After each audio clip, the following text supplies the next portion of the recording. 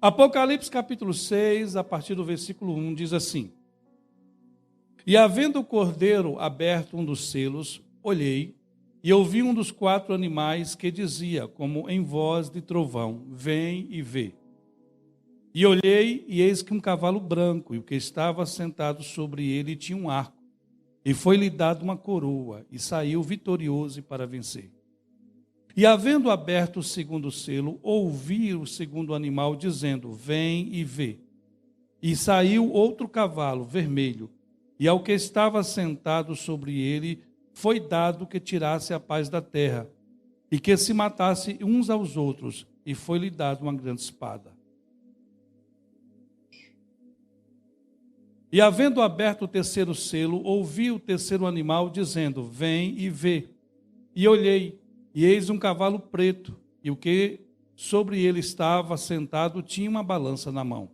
E ouvi uma voz no meio dos 4 animais que dizia: Uma medida de trigo por 1 dinheiro, e 3 medidas de cevada por um dinheiro, e não danifiques o azeite e o vinho. E havendo aberto o 4º selo, ouvi a voz do 4º animal que dizia: Vem e vê. E olhei, e eis que um cavalo amarelo, e o que estava sentado sobre ele tinha por nome Morte, e o inferno seguia. E foi-lhe dado poder para matar a 4ª parte da terra com a espada, e com a fome, e com a peste, e com as feras da terra.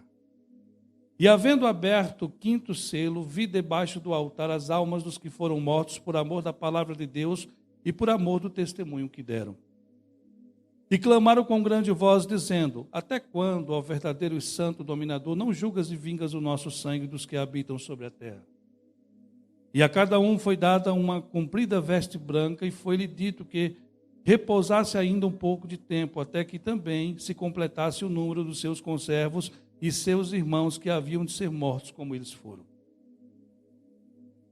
Aleluia. E havendo aberto o 6º selo, olhei, e eis que houve um grande tremor de terra, e o sol tornou-se negro como saco de cilício, e a lua tornou-se o sangue, e as estrelas do céu caíram sobre a terra, como quando uma figueira lança de si os seus figos verdes, abalada por um vento forte.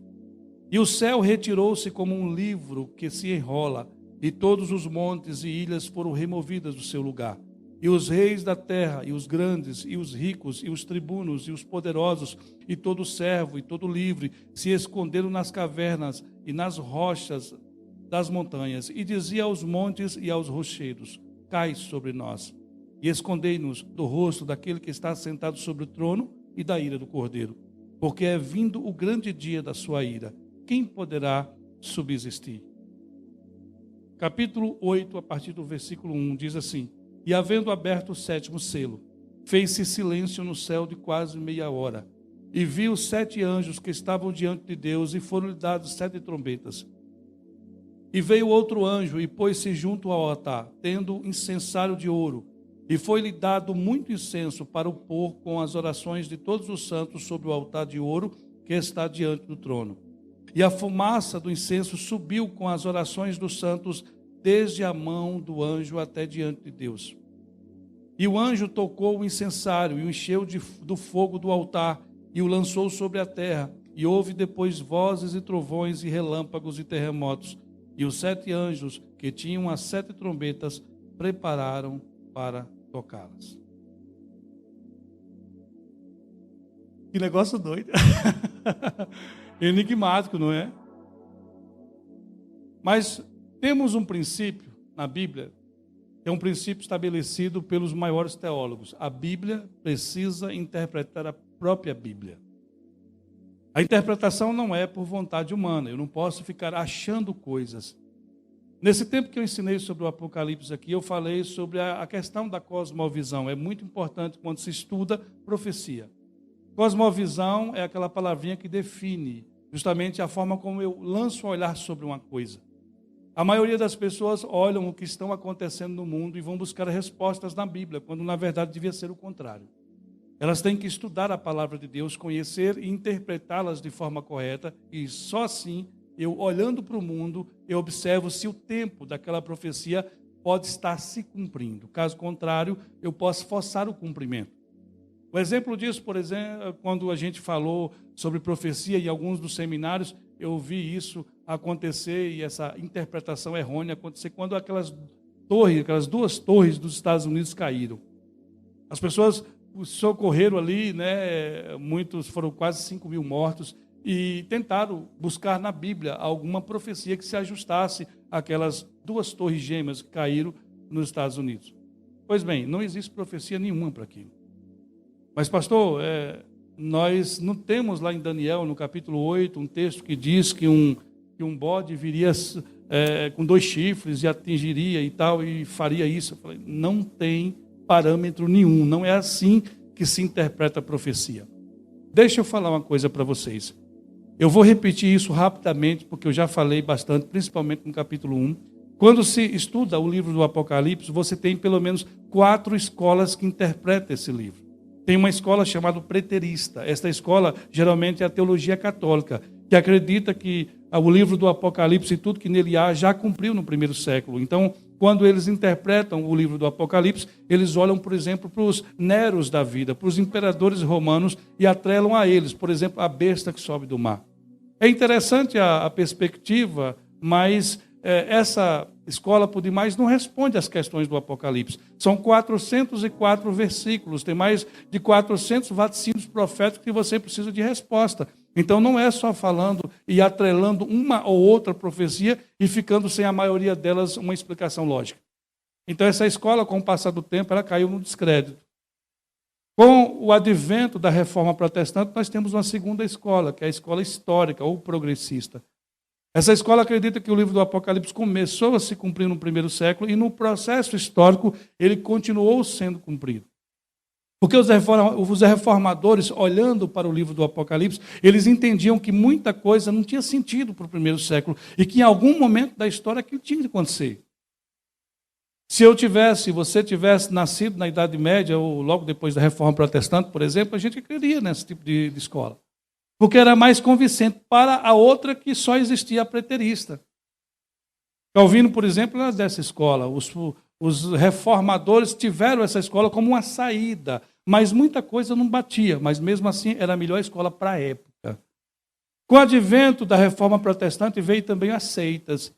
O pensamento livre, a Igreja Católica perdeu a autoridade em muitos países e a liberdade de expressão que os reformadores defendiam, a liberdade do estudo, fez com que também viesse aqueles que defendiam outras coisas que os protestantes não defendiam. E aí nasce as seitas. Por exemplo, nasce a seita adventista do sétimo dia, que sai das igrejas tradicionais que nós temos da Reforma. Depois sai a Testemunho de Jeová. Então, daí em diante veio centenas, milhares delas que têm cada uma pregado de uma forma. E muitas destas seitas têm como interpretação do livro do Apocalipse a escola simbólica. A escola simbólica é aquela escola que alegoriza tudo. Eles leem um texto e o mesmo texto que o Testemunho de Jeová explica de uma forma, os adventistas explicam de outro e outros vão explicar de outro, porque está na cabeça de cada um. É uma escola também fracassada. Os teólogos, olhando para todo esse embaraço, eles faziam a seguinte pergunta. Quando nós lemos o livro do Apocalipse, existe um agente no livro do Apocalipse que ele tem que existir, é o tal do Israel. Israel não existia na Reforma Protestante. Israel era uma nação que, se você ler a partir do capítulo 6 do livro do Apocalipse, tem muito a ver com Israel, e por incrível que pareça, a partir do capítulo 6 você não encontra mais, por exemplo, a igreja sendo citada. A mesma igreja que no capítulo 2 e 3 foi citada, no capítulo 6 ela não aparece mais. Então os teólogos começaram a questionar o seguinte: se Israel está no plano de Deus no Apocalipse, então significa dizer que as formas como estão interpretando esse livro até agora está errada. E aí nasce, com o advento do sionismo, que foi um movimento que começa no século XIX, para que Israel voltasse a ser nação, e muitos judeus compravam propriedades naquela Palestina que não havia nada ali, era deserto puro, para pelo menos de forma física assegurar uma partilha da terra. Só que esse movimento tomou corpo. E conhecemos a história que na Primeira Guerra Mundial tentaram destruir os judeus. Na segunda, mais ainda, de forma terrível, principalmente com Hitler, 6 milhões de judeus foram mortos nos campos de concentração. Porque uma vez que os judeus fossem mortos, eles não teriam força para ser nação um dia. Mas a palavra não estava sustentada em evidências humanas. A palavra nunca foi construída por vontade humana. Toda a profecia da Bíblia irá se cumprir não por vontade nossa, mas por aquele que fez a promessa. Ele passa os céus e a terra. Ele mesmo disse isso, mas as palavras dele não passariam. Então, quando os teólogos começaram a olhar essa questão, entenderam que Israel precisava existir no plano de Deus. Aí nasce essa escola, a escola futurista. A escola futurista acredita que, sim, o capítulo 1, 2 e 3 já aconteceu. Capítulo 4 e 5, por ser visões, é um período atemporal, fora de tempo. Mas a partir do capítulo 6, segundo esta escola, o livro do Apocalipse não se cumpriu ainda. E é justamente em cima de uma escola como essa que nós vamos começar a trabalhar esta noite aqui. Aqui está a divisão, segundo o próprio Espírito Santo, no capítulo 1 e verso 19, sobre o livro do Apocalipse. O anjo disse para João, depois de ter recebido de Jesus a palavra, e disse: escreve, João, as coisas que você tem visto, as que são e as que depois destas hão de acontecer. As coisas que João tinha visto, era o capítulo 1, a visão de Jesus glorificado, entre os castiçais com 7 estrelas na mão. As coisas que estavam acontecendo na época de João, é justamente o capítulo 2 e 3, que era a carta às 7 igrejas, que nós pregamos 7 sermões aqui. As coisas que depois destas hão de acontecer, você tem o capítulo 4 e 5, que literalmente não era o tempo de João apenas, é um processo atemporal, mas principalmente, a partir do capítulo 6, o livro do Apocalipse não se cumpriu ainda, irmãos. Eu vejo que muitos personagens do meio gospel, pessoas conhecidas, pastores, grandes pregadores do Brasil, inclusive o Hernandes Dias Lopes, ele defende que nós já estamos vivendo algum tipo de selo, mas não tem parâmetro para que isso aconteça. E eu vou provar biblicamente e discutiria esse tema em qualquer plataforma, de qualquer lugar, com qualquer pessoa. Vamos lá. A partir do capítulo de número 6... é caracterizada uma sequência de acontecimentos chamados juízos impostos pela mão do Senhor. Eu não acredito que a igreja passe pela grande tribulação, porque nós vamos abrir selos aqui. E a cada selo que será aberto, você vai ver que o mundo entrará em caos.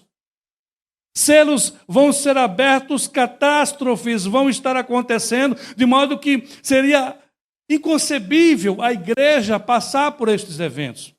Alguns argumentam da seguinte forma: o Senhor nunca poupou a igreja de tribulação. Eu concordo. O Senhor nunca poupou a igreja de momentos difíceis na questão histórica. Eu também concordo. Mas esse momento que nós chamamos de grande tribulação é um momento ímpar. Nunca aconteceu na história da humanidade algo parecido. O próprio Jesus, em um dos seus sermões proféticos, a partir do capítulo 24 do Evangelho de Mateus, ele disse: se aqueles dias não fossem abreviados, nenhuma alma sobreviveria. Quando estudamos também as promessas às igrejas do capítulo 2 e 3, chegamos à igreja de Filadélfia, encontramos a seguinte promessa: porque guardaste a minha palavra, eu também te guardarei da hora da tentação, e não na hora da tentação de que há de vir sobre todo mundo. Não acredito que a igreja passe pela grande tribulação, não é porque eu quero, irmão, é porque existem argumentos para isso. E por incrível que pareça, pessoas às vezes que vão debater conosco ou supostamente desmerecer os nossos argumentos, são argumentos totalmente infundados, ridículos, e muitas vezes nos colocam como aqueles que não estudam a Bíblia. Mas quando há um debate público, fica evidente quais os argumentos realmente sustentam, ou se sustentam. Aleluia. João vê um momento aqui que define um período de tempo que nunca houve, desde que houve nação. Um teólogo chamado Walter Scott, em seu livro Exposição de Revelação de Jesus Cristo, comenta a respeito dos juízos, dizendo: no intervalo entre o arrebatamento e o segundo advento, que é a segunda vinda de Jesus, As séries cétuplas do juízo sobre os selos, as trombetas e as taças se desenrolam. Esses castigos divinos aumentam em severidade à medida que passam de uma série para outra. Os juízos não são simultâneos, mas sim sucessivos. As trombetas sucedem os selos e as taças sucedem as trombetas, e cada vez mais a situação vai ficando mais difícil. Aleluia. Então nós vamos estudar a partir de agora cada selo. João estava na ilha de Patmos e ele é convidado, aleluia, depois de ver algo tremendo, que é a visão do capítulo 1, depois ele vê aquela visão do capítulo 1, manda ele escrever a visão do capítulo 2 e 3, no capítulo 4 ele é convidado para o céu, e ele só vai descer no capítulo 9, no capítulo 4 ele vê tudo que vai acontecer a partir do céu. E no capítulo 4, falamos aqui em um dos dias que pregamos, que foi justamente a visão do Criador, o trono de Deus, o que estava assentado sobre ele, tudo que ali havia. No capítulo 5, pregamos a semana passada, e vimos o Cristo indo até o Pai e pegando um pergaminho. Cristo abria o pergaminho, no capítulo 6 em diante. O pergaminho era um documento muito importante, falei a importância desse pergaminho, selado com 7 selos. E agora, este pergaminho, selado com 7 selos, nós vamos tirar cada selo e explicar o que cada selo significa. Quantos estão entendendo? Diga amém. E havendo o cordeiro aberto, um dos selos, olhei e ouvi um dos 4 animais que dizia como em voz de trovão, vem e vê. E olhei, e eis que um cavalo branco, e o que estava assentado sobre ele tinha um arco, e foi-lhe dado uma coroa, e saiu vitorioso e para vencer. Alguns expositores da Bíblia acreditam que esse cavalo branco é Cristo. Mas vamos fazer uma confrontação de textos aqui. Deixemos a Bíblia falar por ela mesma. Aleluia. Nós temos o primeiro selo sendo aberto, relatado pelo apóstolo João, um cavalo branco que tipifica o anticristo. Olha o texto que acabamos de ler. Havendo o cordeiro aberto um dos selos. Quem está abrindo é o próprio cordeiro. Seria confuso, irmãos. O cordeiro está aberto, abrindo o selo, e ele mesmo montando no cavalo e aparecendo no cenário. Só aí já seria um pouco confuso. Mas, suponha que no mundo espiritual não existe confusão. Tudo acontece naturalmente. Mas o cordeiro, ele abre um dos selos, que estava entre aqueles animais, aqueles 4 seres viventes que João vê no capítulo 4, de frente do trono, e um desses seres viventes fala assim, vem e vê. E ele falou, e eu vi, olhei, um cavalo branco, e o que estava assentado sobre ele, aleluia, tinha um arco. Me mostre um versículo na Bíblia que aparece Jesus com um arco na mão, com um arco com a flecha. Um versículo, Todo versículo na Bíblia que fala de Jesus, do Messias, de forma espiritual, ele está sempre com a espada. Nunca apareceu com arco, com a flecha. Isso tem a ver com a explicação que eu vou dar aqui. O apóstolo Paulo, ele escrevendo aos Efésios, nós estudamos isso ontem, finalizando o curso Médio de Teologia na matéria das Epístolas Paulinas, eu falei das cartas de prisão, e a Epístola de Paulo aos Efésios vai falando sobre batalha espiritual. E Paulo escreve sobre lutar com as feras, batalha espiritual. Olha o que ele diz, irmãos. Que a nossa luta não é contra a carne e contra a sangue, mas contra principados e potestades nas regiões celestiais, contra os dardos inflamados do dia. Dardo é flecha. Jesus nunca atirou flecha na Bíblia. Dardo é um sinônimo de flecha, de alguém que está atirando de longe. Ele tem um arco, mas nem flecha ele tem. Foi dado uma coroa. Jesus, no capítulo 5, nós vimos na semana passada, ele já venceu. Ele é Deus, ele não precisa de receber coroa de ninguém. Ele é Rei dos reis e Senhor dos senhores, desde a fundação do mundo. Então não foi lhe dado nada. Já é dele. Saiu vencendo para vencer. Ei, Jesus já venceu. Nós lemos isso no capítulo 5. Ele é o leão da tribo de Judá, a raiz de Davi, que venceu para abrir o livro. Então é alguém que vem em nome de Jesus para confundir, é um embusteiro, que sai com dado, porque ele não tem espada. Espada na Bíblia é sinônimo de palavra. Hebreus capítulo 4, versículo 12, a espada do Espírito. Apocalipse capítulo 19, você vai ver a espada sair da boca daquele ser que é apresentado como o ancião de Deus, o Cordeiro. Então você tem aqui alguns pormenores que deixa claro que este ser aqui não é de forma nenhuma o Cristo verdadeiro. É o anticristo, aquele que vem no lugar de... E aí você vai ver justamente isso. Se ajusta com outros textos da Bíblia, usando a Bíblia como base para interpretar a si mesmo. O apóstolo Paulo fala do homem da iniquidade que vai enganar nações. Nós já recebemos o verdadeiro Messias no primeiro advento, na primeira vinda dele há 2000 anos atrás. Mas os judeus serão enganados porque até hoje estão esperando o tal do Messias. E este ser se apresentará como este Messias. Ele trará uma falsa paz. É uma época aparente. Falsa, irmão, falsa paz não é paz. O nome já está falando, é falsa paz. Eu vou te explicar como é que essa falsa paz existe. Eu vou usar a ilustração de Hitler na Segunda Guerra Mundial. A Alemanha estava perdendo a guerra já. Os aliados estavam rompendo e tomando totalmente os lugares que os alemães tinham tomado posse. Os aliados, eles entram marchando dentro da Alemanha com Hitler, através da sua publicidade, dizendo para o povo que estavam ganhando a guerra.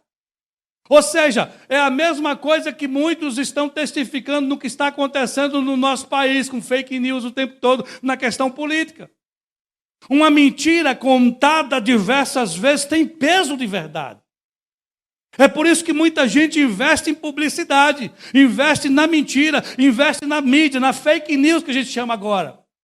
Hitler sabia muito bem, vendia para os alemães. Só para vocês terem uma ideia, muitos julgamentos e aqueles homens que foram levados aos tribunais na Europa para serem julgados, os carrascos do nazismo, a população não conhecia que eles faziam aquilo.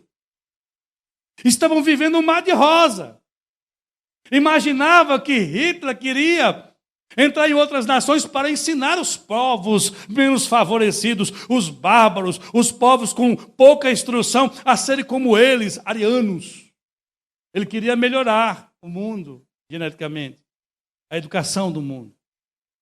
Isto é a falsa publicidade, a falsa mentira, a falsa política. E este anticristo vai utilizar dos mesmos propósitos. E hoje a questão da mídia é muito mais forte. Não é à toa, irmãos, que nunca existiu isso, mas até o tal do Facebook agora, quando não é do interesse dele, ele bloqueia a pessoa. Porque você não pode falar palavras-chave porque ele já bloqueia.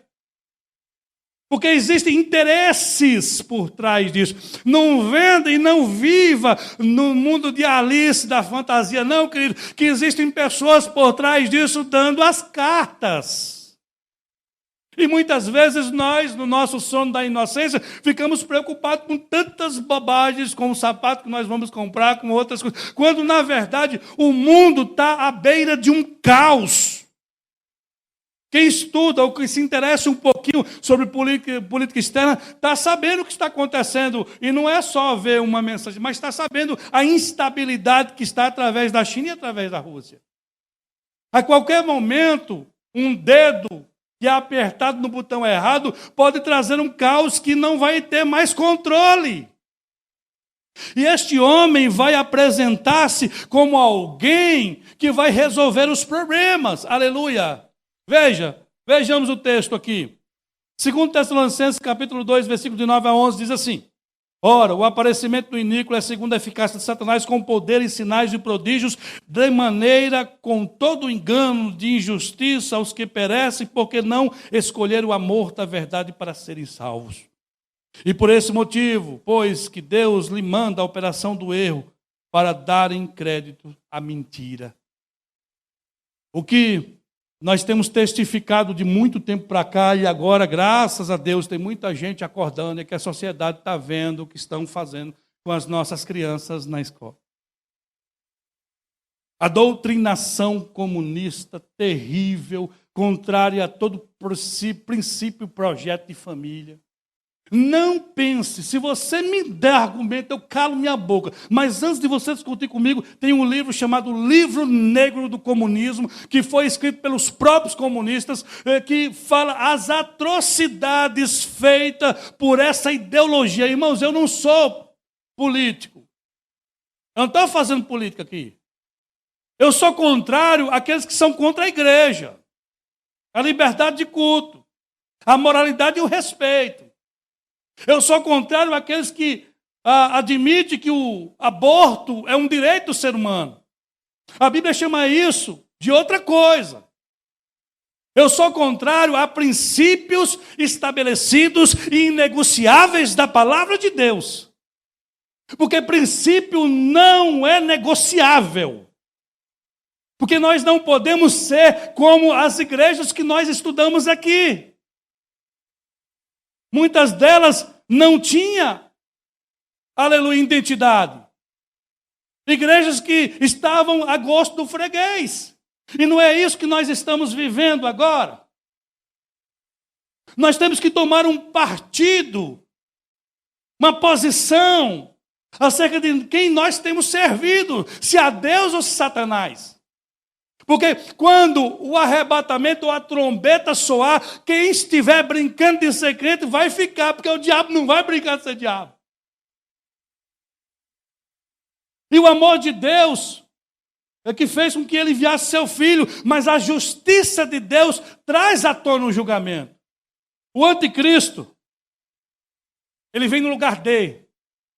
E não pense você que não vai enganar principalmente crente desviado. A Bíblia deixa claro que nos últimos dias muitos nem suportarão a sã doutrina. Antes, como comichão nos ouvidos. Eu não quero ouvir. Eu não quero ouvir essa palavra, pastor Adriano. Você é pregador, eu não quero ouvir, não. Eu quero ouvir a palavra que fala assim, eu sou a bonequinha de Jesus.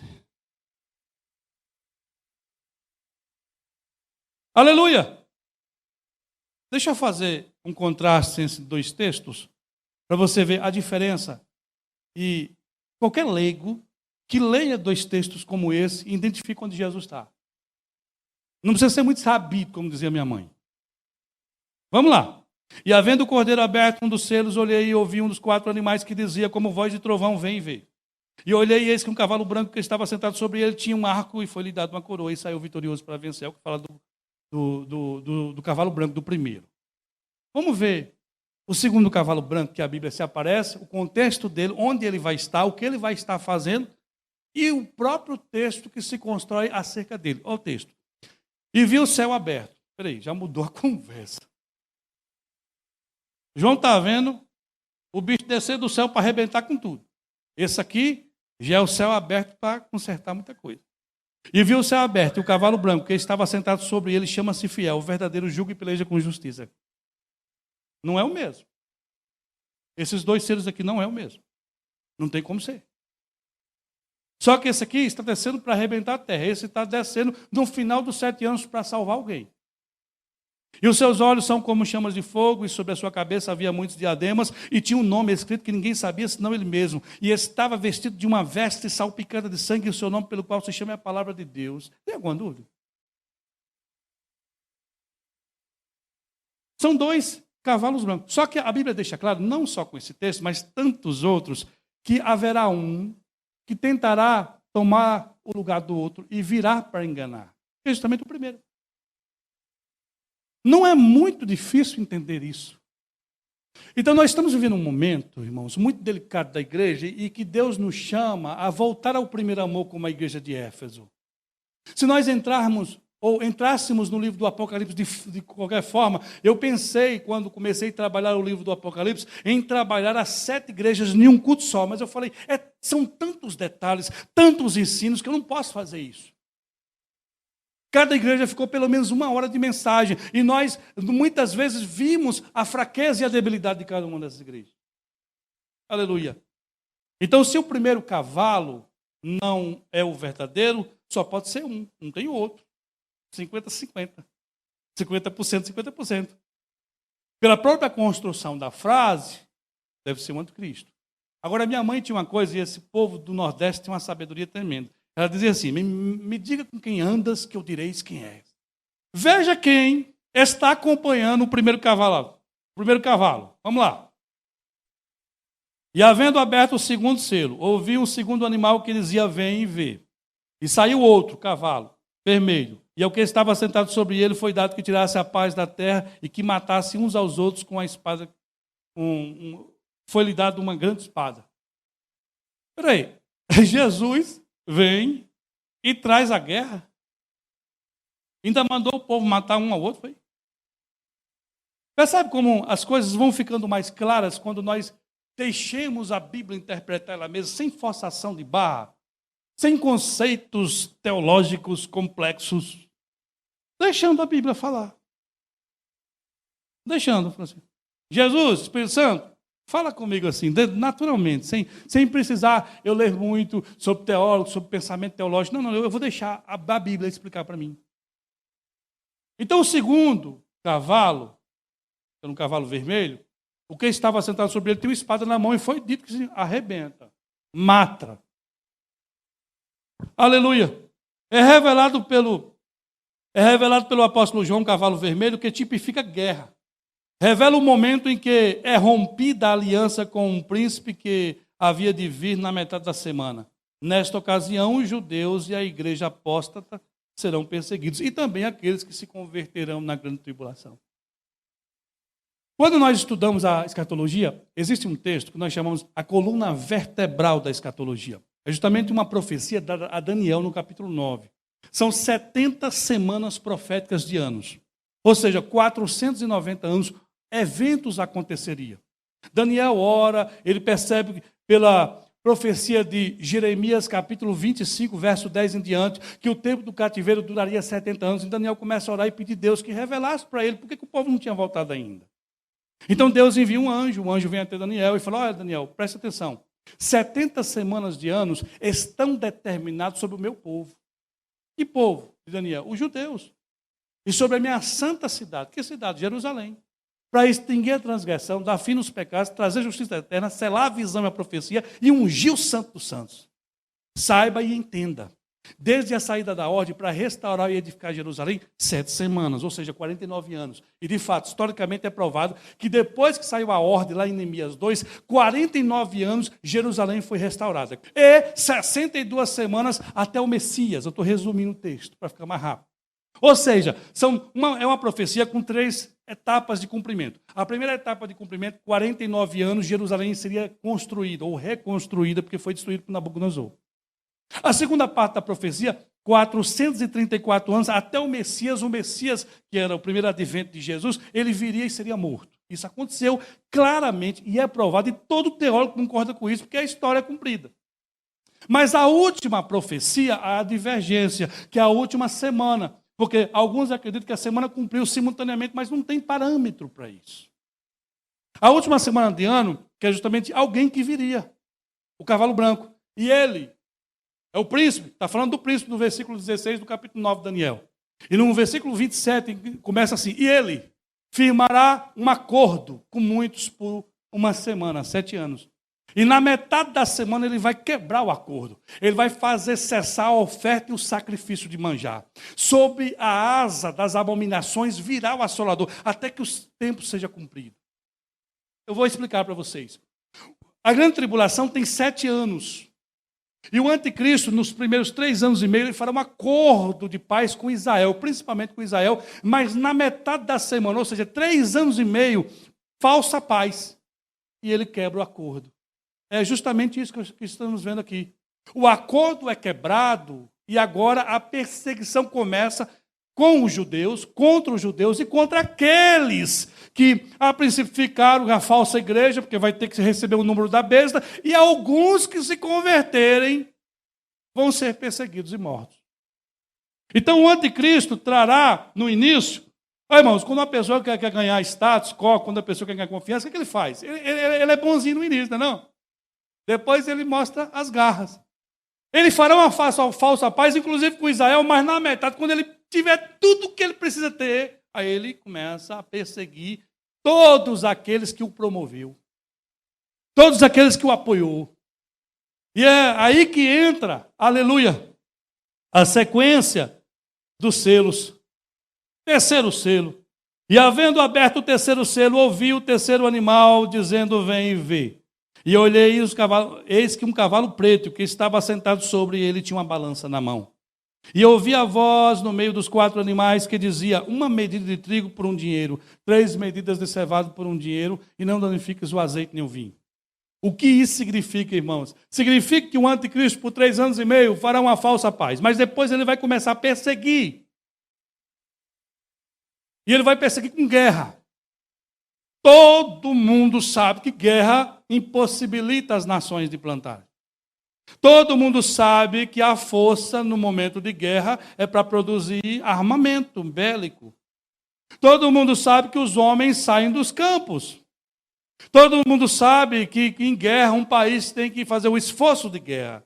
E com isso, o custo, pessoas passaram, é só vocês assistirem os filmes da Segunda Guerra Mundial, a fome generalizada que era, algo terrível, porque não havia comida, irmão.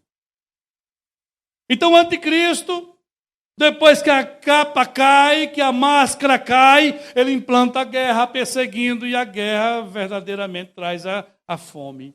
1 medida de trigo por 1 dinheiro. Que é isso, pastor? Dinheiro é denário. O texto original aqui é denário. O que era um denário? O que era um dinheiro? Era o que um soldado romano ganhava por 1 dia de trabalho. 1 medida de trigo, mais ou menos 300 gramas por 1 dia de trabalho. 3 medidas de cevada, que é o alimento mais simples, por 1 denário. Quer dizer, ou você come ou compra com 1 dia de trabalho 1 medida de 300 gramas de algo, suponha uma carne, ou você pega 3 medidas de arroz ou feijão para a sua família pelo mesmo dia de trabalho. Não danifiques o azeite nem o vinho, porque não pode desperdiçar nada. E tem outras explicações que eu não vou entrar por causa do tempo. Ou seja, será um tempo, querido. Se você acha que está ruim agora, será um tempo de tanta escassez que aquelas histórias que nós só lemos no Antigo Testamento, com a cabeça de jumento, valia não sei quantas moedas de prata, ou esterco de pombo o povo comia, vai voltar esse momento, só que de forma muito ampla. E quem não tiver o número da besta que será implantado no meio da grande tribulação, não poderá comprar e nem vender. Aí fica pior ainda. Por isso que é importante falarmos de eventos como esse.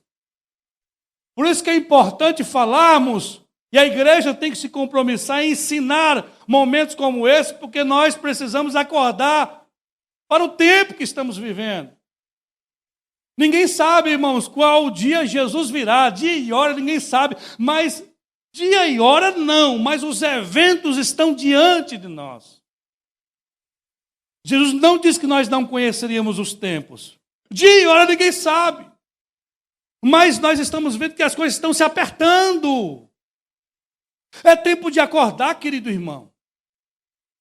Nós não sabemos dia e hora, mas sabemos que as coisas estão a cada dia se apertando. Não há mais tempo de brincar, de ser crente, não. A gente precisa se firmar em Deus. Aleluia. 4º selo. E havendo aberto o 4º selo, ouvi a voz dos 4 animais que dizia, vem e vê. E olhei, eis que um cavalo amarelo, e o que estava sentado sobre ele tinha por nome Morte. E o inferno seguia. E foi-lhe dado o poder para matar a 4ª parte da terra com a espada, guerra, com fome, com pestes, doenças e com as feras da terra. Deixa eu te fazer uma pergunta. Olha lá. Olha a imagem do bichinho lá. Deixa eu te fazer uma pergunta. Teria sentido a igreja, a noiva do Cordeiro, passar por isso? Quem quiser, fica, irmão. É simples. Eu creio que eu vou ficar, então fica. Se Jesus for subir no arrebatamento, você fala, não quero não, deixa eu ficar. Eu defendi teologicamente que eu estou ficando, então fica. É um momento que você não entendeu. Nós não estamos aqui em perseguição de Nero, não, de Domiciano, não, de Hitler, não, filhão. Esse dia, a terminologia da grande tribulação que nós trabalhamos na escatologia, na Bíblia, é o dia da ira de Deus e do Cordeiro. É um dia que nunca houve. É um dia como que Jesus batesse o martelo e dissesse assim: basta! Basta com o que estão fazendo com o meu nome.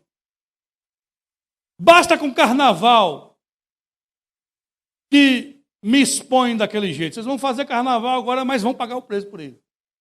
Basta. Porque rejeitaram a minha palavra. Basta. Porque zombaram do meu povo. Basta. Aleluia. É um momento de julgamento. É relatado pelo apóstolo João o cavalo amarelo, que tipifica a morte, consequência do império do anticristo na perseguição contra a igreja e os judeus, a fome, a peste e outros fatores catastróficos. E eu não entrei nem no sexto selo.